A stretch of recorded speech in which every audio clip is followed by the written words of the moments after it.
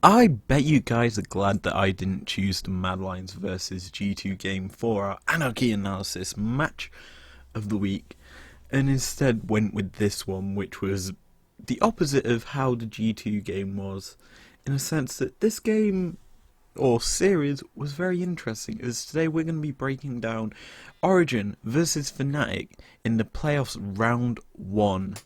Winner of this goes into the upper bracket final. Loser gets into round 2 of the tournament. Who wins? Only one way to find out as we break down every single match in this best of 5. And there's only one way to kick off game 1 in style. DJ, you know what I'm going to say here. Let's spin that dial.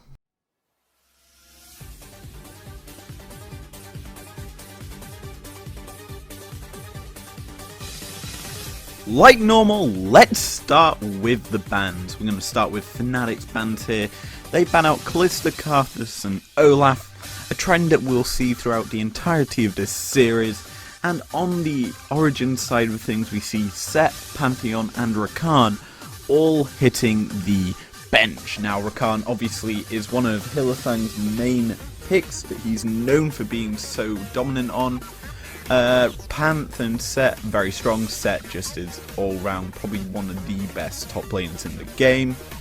As for Fnatic's bans, Kalista has seen a lot of strength in G2's comps, as we saw Wonder play it and absolutely decimate with the champion.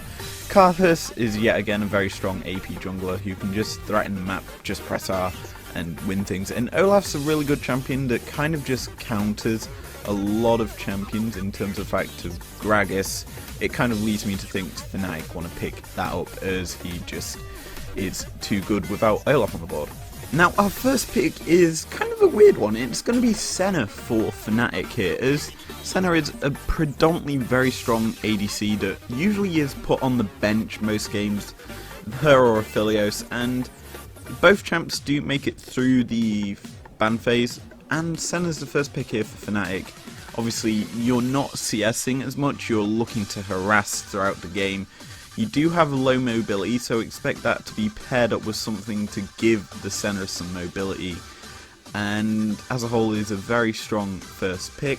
In response, we see OG having to lock in their own bot laner so that they're not banned out in the second phase. Here in the Ezreal, another strong poke heavy champion who does actually CS, who builds quite heavy AD, and in a game that we will be covering later on today, we might not be seeing it in the same role as what it is in this game.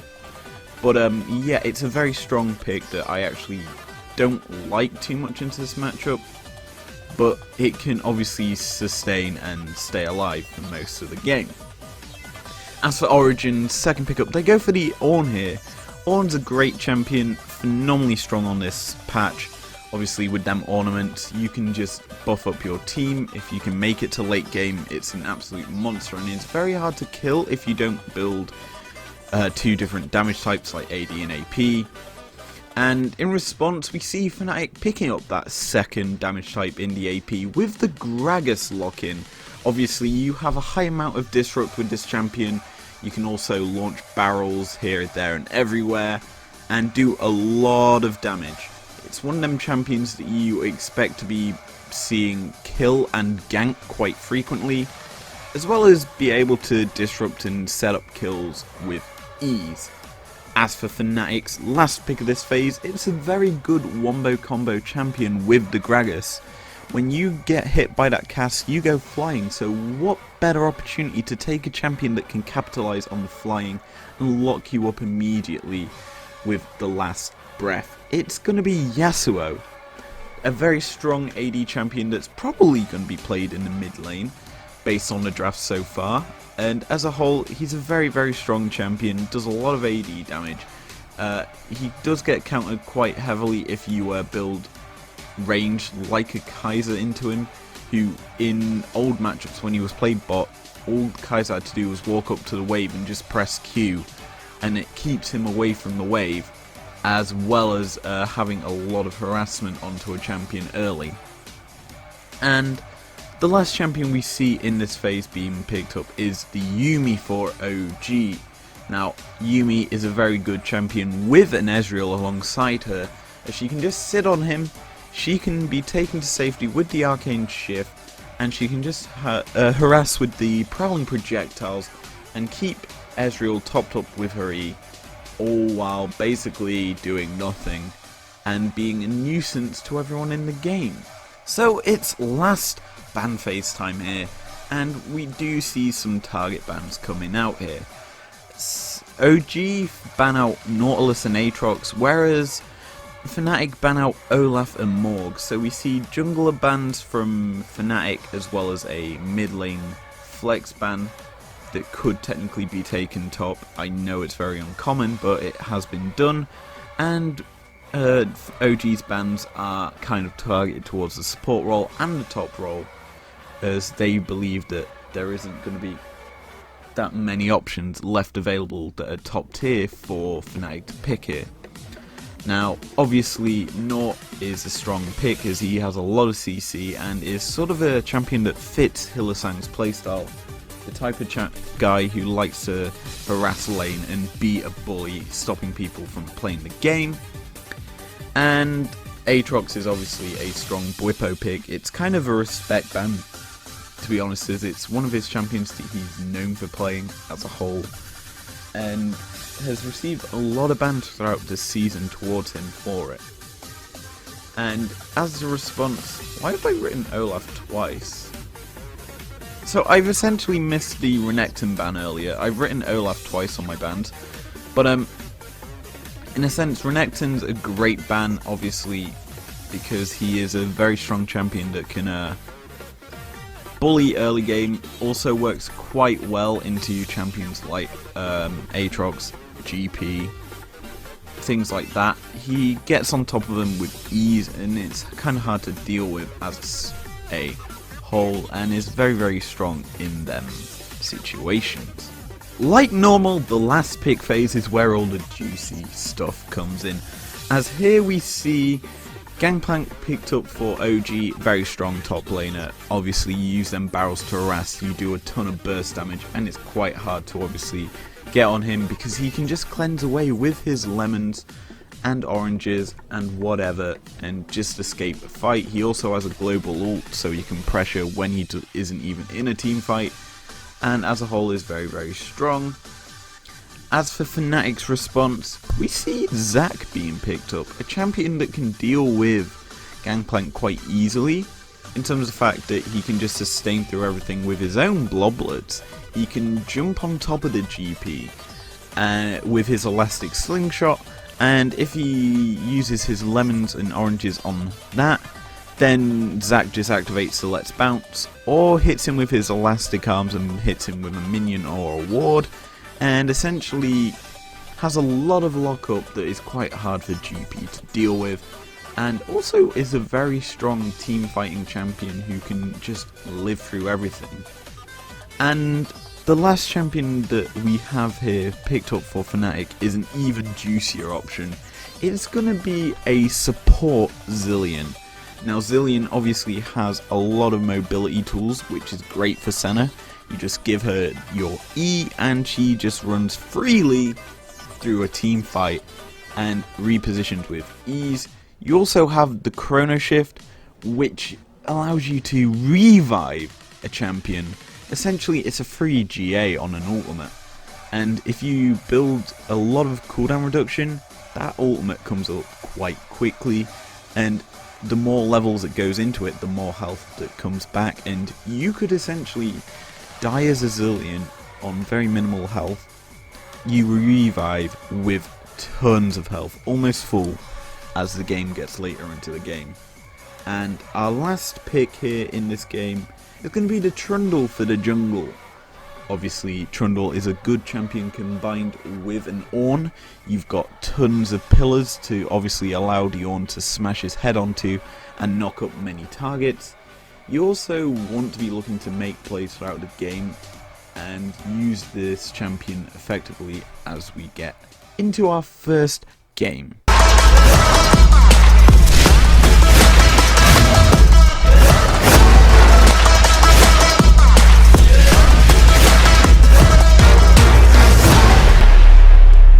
Now, Game 1 of the opening series was most certainly the feeling out process of both teams here.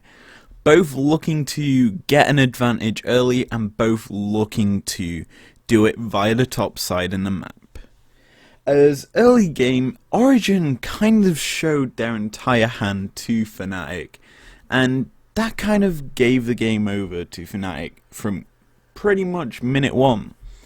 In essence, we saw plenty of roams up topside by the Trundle in order to get his GP ahead and being able to deal with a Zac who's just going to sustain with his bloblets through to late game.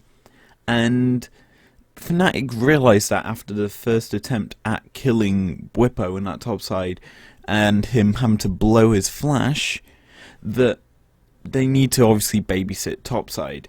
And fights happen in this topside of the map. And in essence, we saw 2v3s, 3v2s, and then complete turnarounds of fights by Fnatic that got them kills, got them turrets, and got them a lot of gold into their back pockets, which allowed them to get their Senna and their Yasuo into very powerful parts of the game that gave them such a valuable lead that it was quite hard to be dealt with. And the fact that you had a Gragas who was building full AP, it basically meant that OG were kind of frozen out of this game. But it wasn't too hard frozen out, I guess you would say, because there were ways they could have actually won this game. Even if the draft looked disadvantaged, allowing a Zilean with teleport to get through, it kind of meant they were in bad scenario from minute 1. So, what could Origen have done better in this game that could have given them a win? Well, in my opinion, yes, they lost the draft. Yes, they got outdrafted completely by the second half of the Fnatic draft. But here's the thing. The focus towards topside was telegraphed because they kept going over and over and over again towards this topside map to a lane that I think that GP would normally win on his own, eventually, obviously with the barrel pressure. However, your bot side map, if you get them ahead early, if you do a gank at level 2, level 3 towards that bot side map, what can the Zilean do? He can only speed up one person, and even then, he's probably only going to be able to place one bomb. And if you gank him at 2, he's chances are not going to have his rewind, or he's going to go bomb rewind and just have a stun. In essence, it kind of meant that he was unable to actually do anything if you ganked towards bot side, and then just kept harassing bot over and over, because it's not like Senna's going to be CSing, because she's obviously gone with her sickle, which means she doesn't need to CS, she's just looking to poke and harass. So why not just kill or pressure the Senna away from the lane so she can't harass you? She's less likely to be taking the minions because she doesn't want to lose the passive gold from her item. So why not just focus there early, get your bot lane who's wanting to poke and harass ahead, give them more pressure in lane, and overall be able to deal with quite a nuisance of a bot lane that, as time goes on, is just going to get harder and harder to deal with, if not seem to. Which is why I felt that they should realistically go towards that lane and actually harass them and then get an early lead and then try and snowball it to late game. Even if they are your main damage dealers, you've still got 2 tanks in a Trundle and a Ornn to obviously play with. But yeah, that's basically the essence of Game 1. As Game 1 essentially ended with Fnatic absolutely smashing OG. And literally, there was Soul going over to Fnatic 25 minutes in, and then just a load of team fights that absolutely were dominant by Fnatic, basically not dropping members or getting an almost ace at 4 members to 1 or just 1 kills here and there and everywhere. And from my notes, I put that at 20 minutes, Fnatic were 9k up.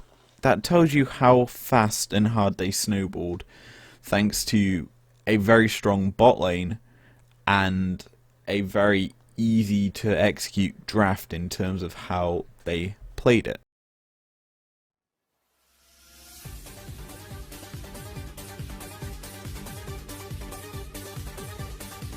As we hit our second draft and the lovely music returns, you can start to notice there isn't much of a change in the actual draft as the bans stay the same. Yes, we see Karthus, Kalista and Renekton all banned out by Fnatic, and OG banning out Set, Pantheon and Rakan, keeping their bans from game 1 the same. I mean, not much to talk about as a whole, but obviously this kind of leads you to the mentality that OG think they can just get the dirty run back.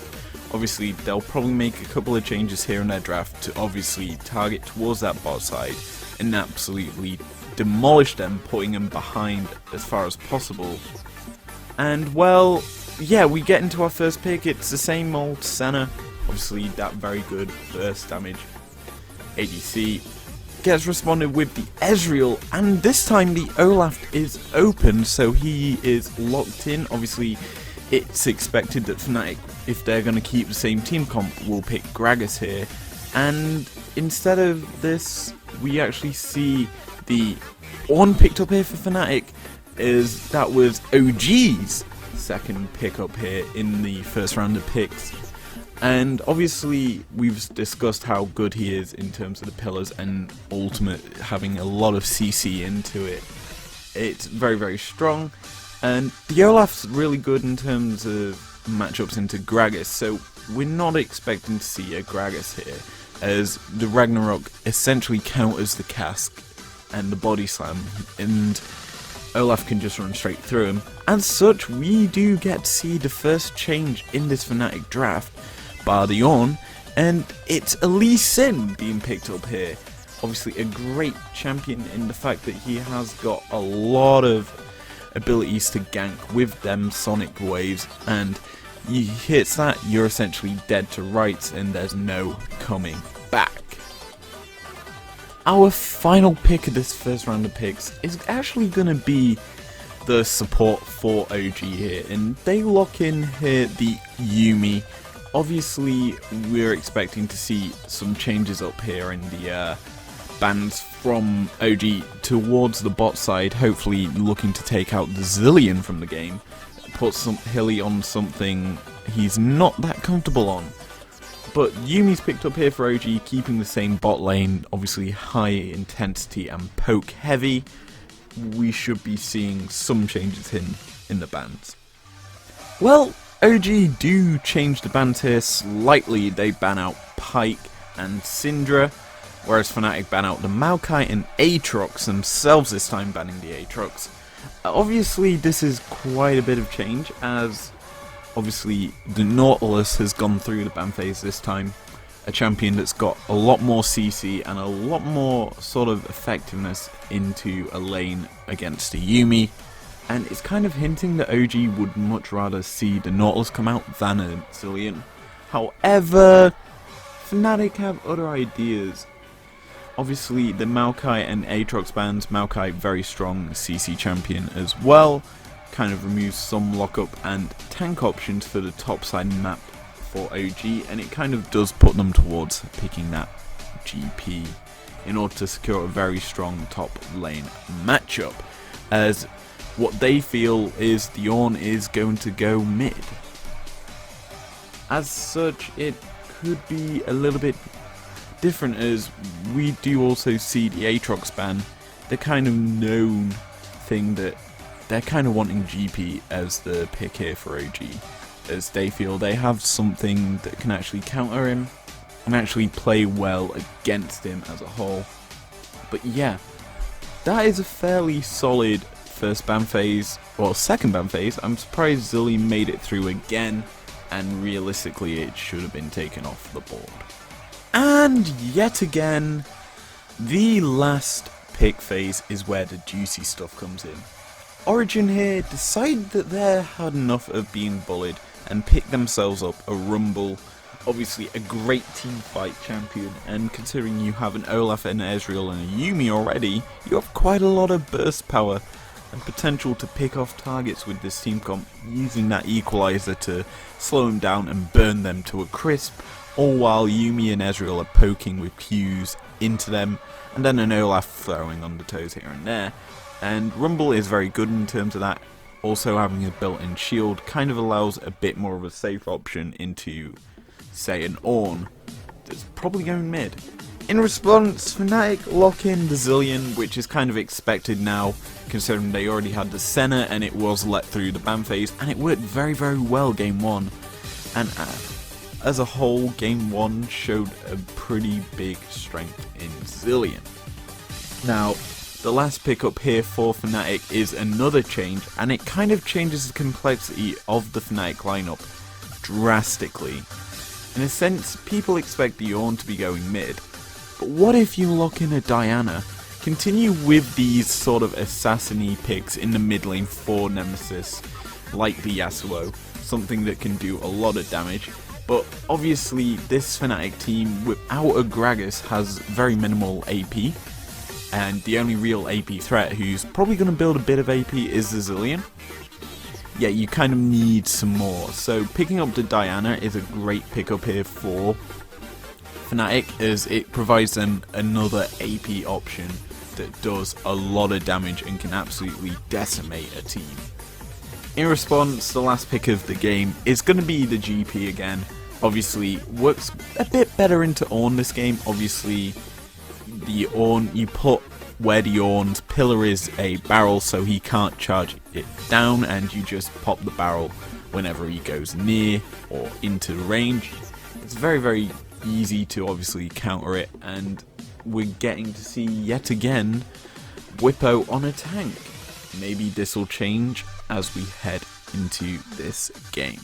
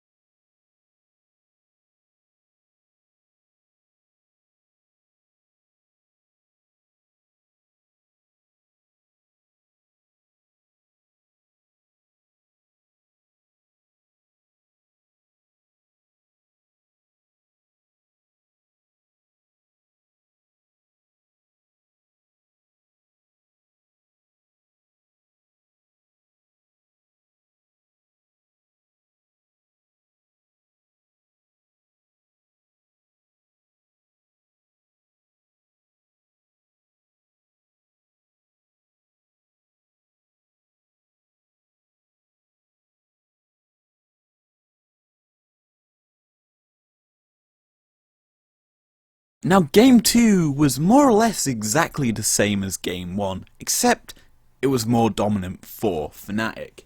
As today we're going to actually break down this team fight that secured Fnatic a 5-kill fight, only dropping 2. And we start with a Lee Sin invade behind the bot lane turret.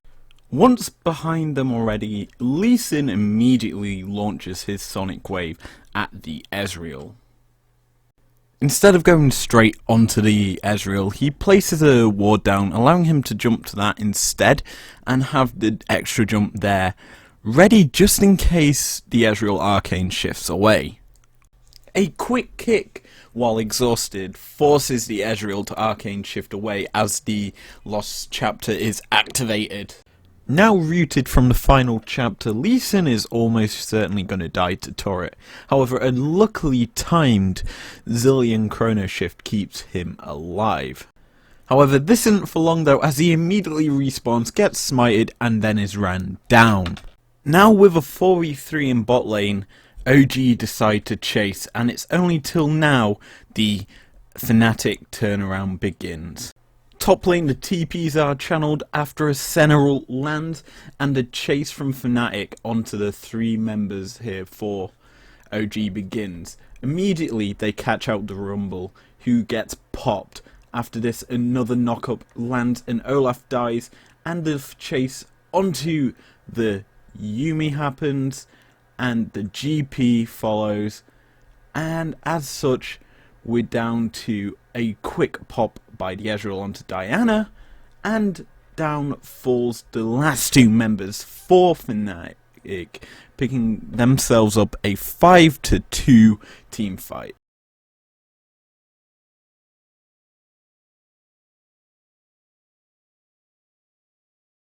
It's do or die time now for Origen, as they are 2-0 down.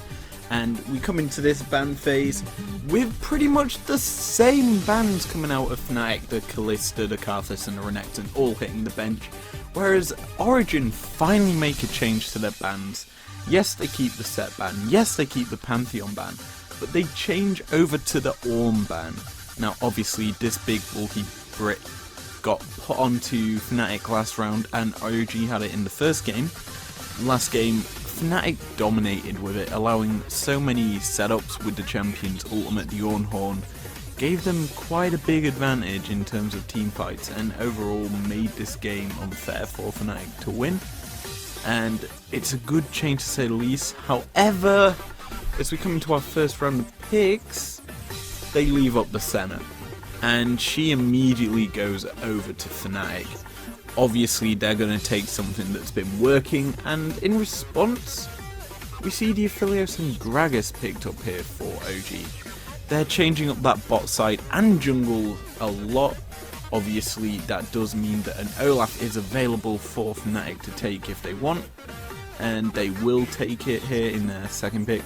But obviously Aphelios, great damage dealer, probably the most prolific bot laner in the game currently. Gragas, yet again, is probably the most prolific AP jungler in the game, so OG have drafted well to start the game. Similarly with Fnatic getting 2 big picks, obviously a counter to the Gragas, and a champion that's just been doing work for Fnatic in the past 2 games. Their last pick here for Fnatic is actually going to be a change up. They secure for Bwipo in that top lane, a Gangplank here.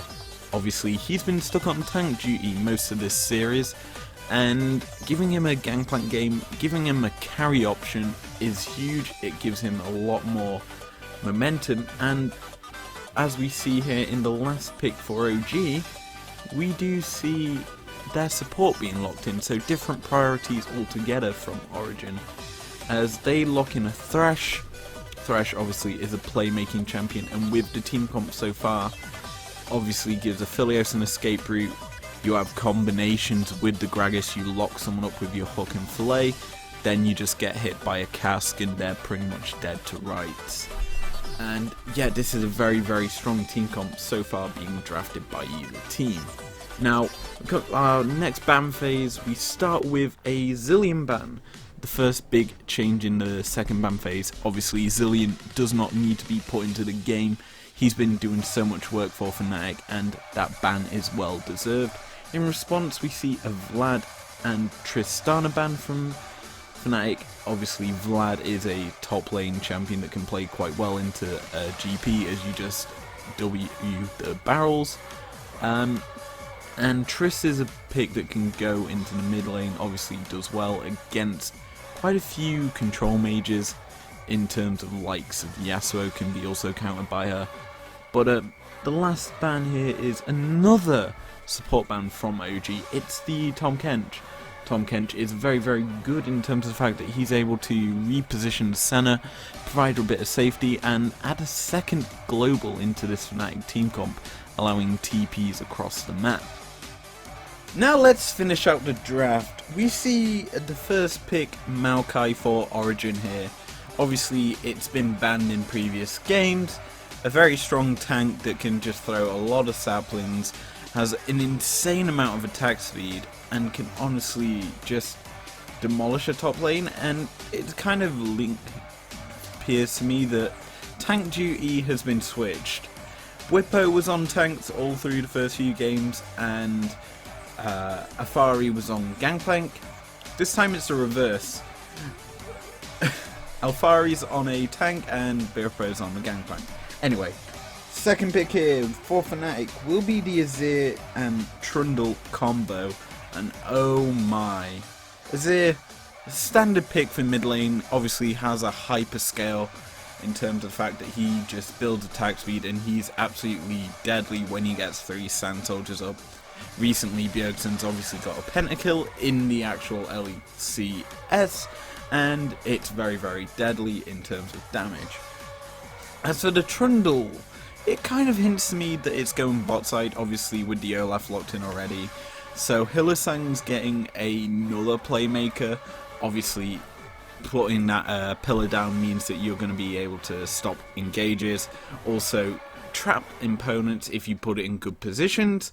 And he's obviously a very, very strong champion. If you put the Subjugate onto, say, the Maokai, you're probably going to get all your health back, and then some. And as such, you're probably going to win a fight.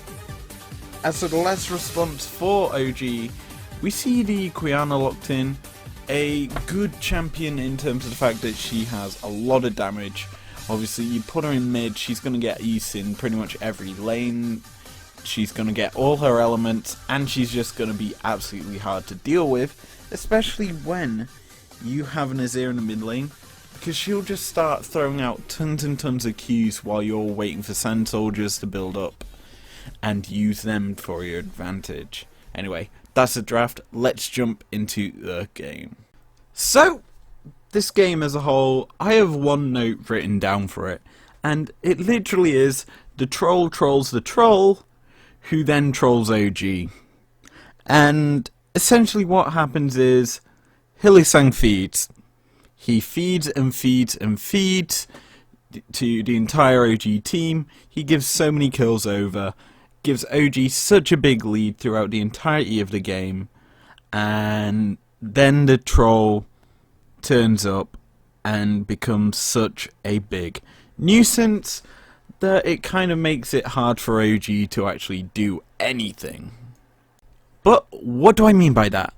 Well, let's just say Hylissang became a split push threat. That's right, the support decided to go split pushing, and you're probably wondering why. Well, in essence, you look at the team draft for Fnatic, you can't really just send an Azir to a split lane, as he's kind of your main damage dealer. He's needed to clear waves for whatever lane OG's pushing. Similarly to Gangplank, he's there to deal with the split push Qiyana.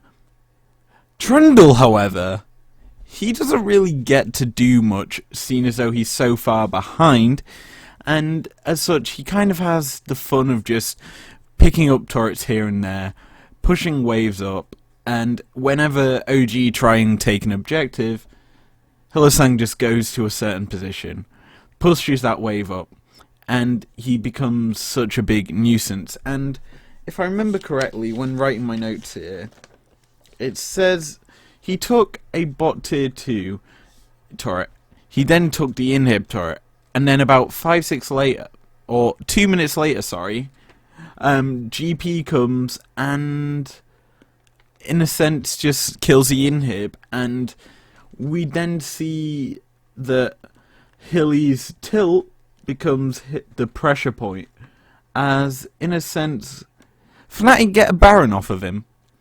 Him being this weird tilting or being a pressure point in the map allows Fnatic to do things that you don't actually expect.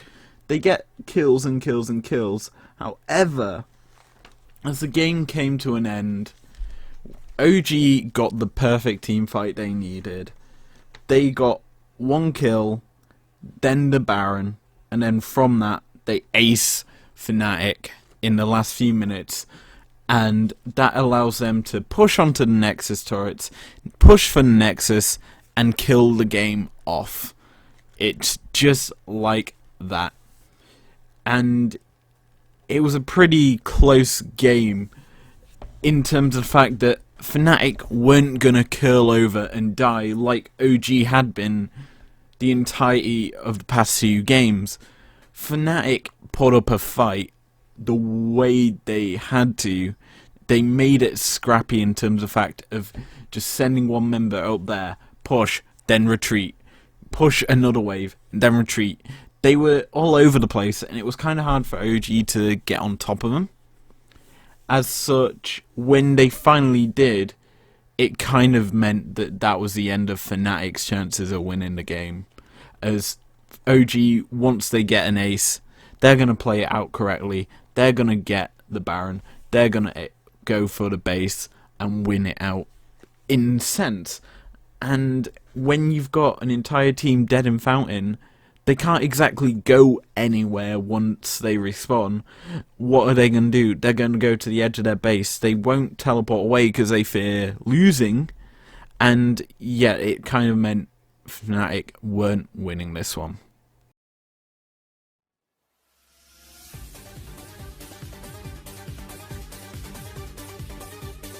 So let's get into the ban phase, and yet again, the Fnatic bans have stayed the same throughout this entire series. Kalista, Karthus and Renekton banned out first phase, and OG keep the same bans as they did in the last game, Game 3. They banned the Set, the Pantheon and Ornn, and this is done at lightning rate speed, doing all these bans. A bit of deliberation on this last ban, and obviously, yeah, the Ornn was kind of key in this win for Fnatic in their second game, and that was a big whitewash to say the least. As we get into our first picks though, immediately priority for Fnatic is put on the jungle, and they lock in the Gragas as their first pick. Obviously this is huge as this champion was given over to OG, and this champion shouldn't be given over as it is so powerful and won Fnatic the first 2 games in essence. As a response, OG pick up a good solid bot lane. Instead of the Ezreal we see the Aphelios coming in, and alongside the Aphelios is the Rumble. Obviously Rumble has a lot of burst damage, and the Equalizer should shred any of the Fnatic members if we see them repeating from last game. Next up we see the Senna and Tom Kench bot lane for Fnatic locked in. Obviously Senna is constant, it's been in every game so far in this series, 4 games played, and I do believe Reckless has only lost 1 Senna game this season. And yeah, this is very, very strong and is a big pick for Fnatic. Also alongside it was the Tom Kench, and Tom Kench is a great champion paired alongside the Senna, as he allows so much repositioning, and you could have picked a Thresh, that would have worked as well. Obviously OG played it last game, but this game we see Tom Kench paired alongside the Senna, and it's still a strong farm lane for the Senna. As the last pick for the Origen team here, it's going to be Thresh. Both teams locking their supports in the last slot. Thresh, very strong in terms of his hook ability, also can reposition Aphelios with ease, and yet is a good solid pick here as we come into our second ban phase. Now in this phase we see Yasuo and Syndra from OG hitting the bench, and on the Fnatic side we see Jarvan and Maokai. Obviously Yasuo was picked in game 1. Syndra is obviously an all-round strong champion that can be played in mid or even in ADC, but it's highly unlikely considering Senna's been locked in. But Syndra is a very, very strong champion, obviously has a lot of burst with that ultimate. And Yasuo works super duper well with the Gragas with the ultimate combination as stated before.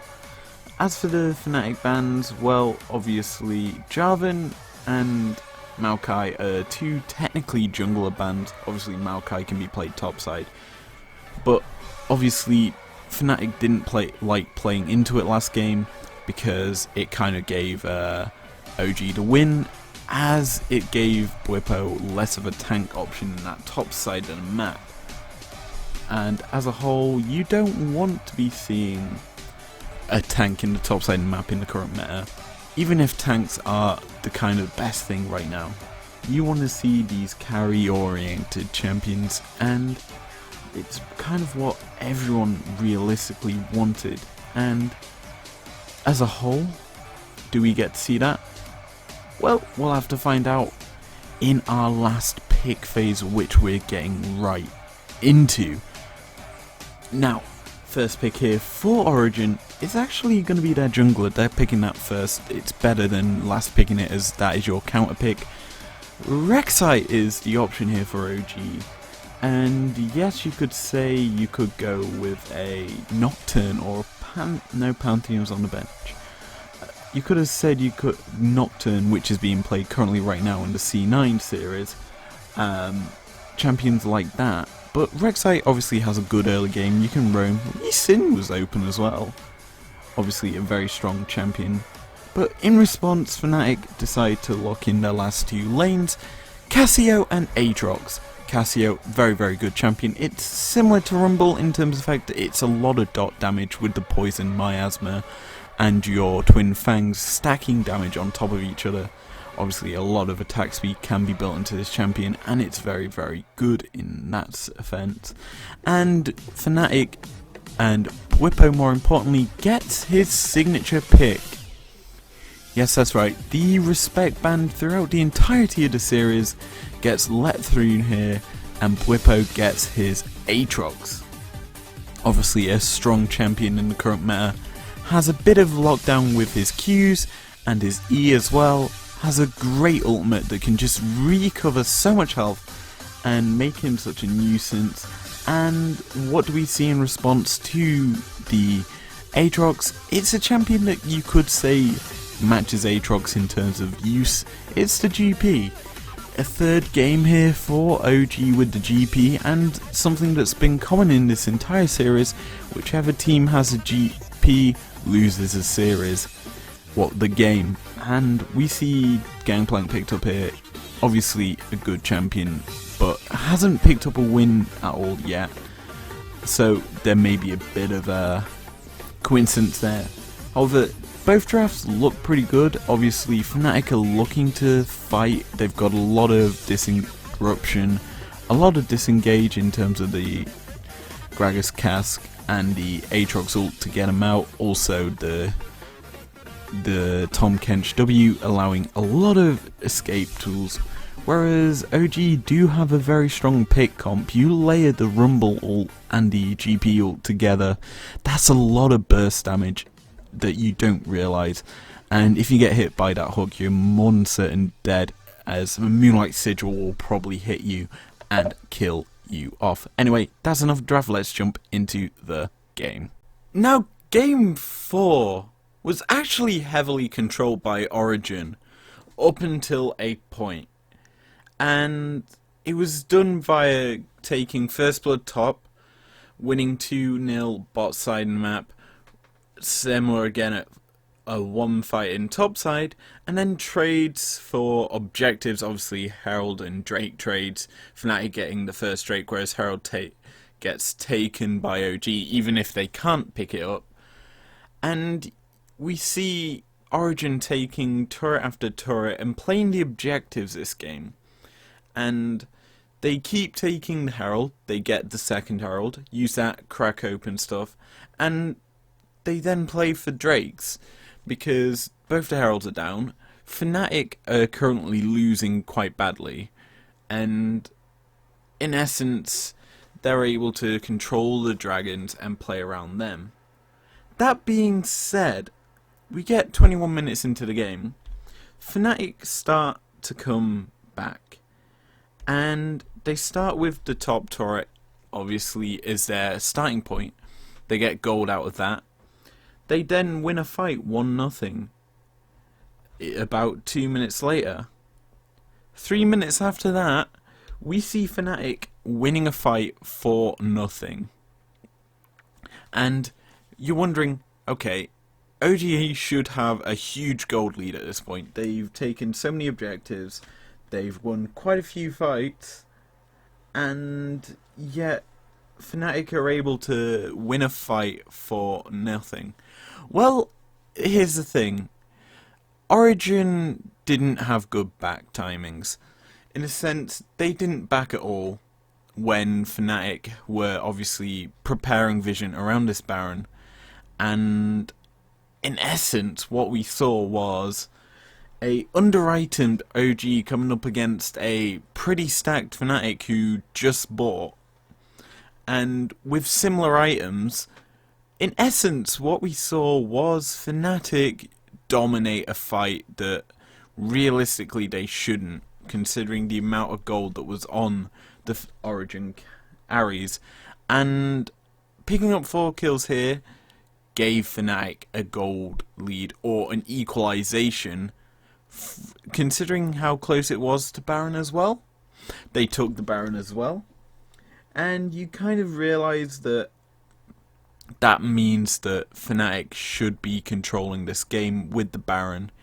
Even if their team comp realistically doesn't have that much push pressure, bar say a Cassio rapid fire and Senna's long range, you've still not got that good attack speed in the Senna, and your only good attack speed champion is the Cassio, who's gonna find it hard to get onto them turrets.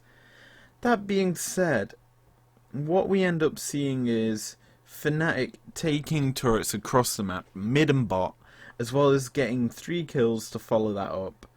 And then, with the mid and bot lane already pushed up, they take the inhibs. And that kind of snowballs the rest of the game. As Fnatic pick up 1 kill, then they get top inhib. They pick up, and then here's a kicker. Origen decide to teamfight, and what we actually see is an Origen teamfight win, and it was won with 4 kills to 1, and in essence that gave Origen a way back into the game. However, they couldn't make much of it because I do believe they were stuck under their Nexus turrets trying to keep them alive. And in essence, what we see happen is Fnatic go for the win. They take out the Nexus turrets, and that essentially means that the Cloud Drake is free for Fnatic. And yeah, we know what happens. You take Cloud Drake, you then go to Baron, and while you're having to defend your turrets or your Nexus as OG, in essence what we see is Fnatic get a Baron, get a kill, and once they get that kill, that's game. Fnatic win this best of 5, 3-1, and it was a very, very interesting game to say the least. But yeah, that's going to be it for this episode of the Anarchy Analysis result video-esque predictions, game breakdown, teamfight breakdown as well for the playoffs. Don't forget that I will be doing one for the Evil Geniuses FlyQuest matchup, which has already happened at this time. That's going to be fun to do, and it's going to be pretty similar to this. But anyway, if you enjoyed this, leave a like down below, subscribe if you're new here if you want to, and I will see you guys later. Peace out.